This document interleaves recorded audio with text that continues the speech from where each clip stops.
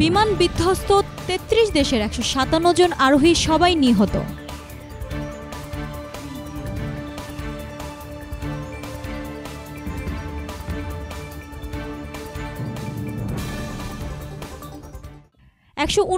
জন যাত্রী ও ৮ জন ক্রু নিয়ে ইথিওপিয়ান একটি বিমান বিধ্বস্ত হয়েছে। দেশটির প্রধানমন্ত্রীর কার্যালয়ে জানিয়েছে, রাজধানী আদ্রিস আবাবা থেকে কেনিয়া যাওয়ার পথে ইথিওপিয়া এয়ারলাইন্সের বোয়িং ৭৩৭ বিমানটি বিধ্বস্ত হয়।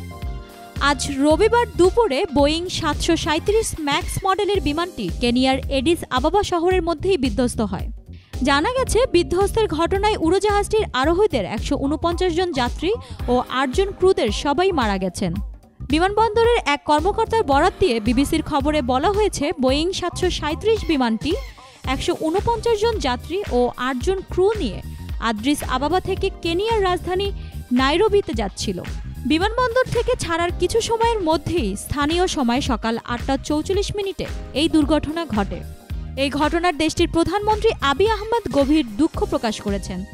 তাৎক্ষণিক এক টুইটে প্রধানমন্ত্রী বলেন, এই বিমান দুর্ঘটনায় যেসব পরিবার তাদের স্বজন ও আপনজন হারিয়েছে তাদের প্রতি গভীর সমবেদনা জানাচ্ছি।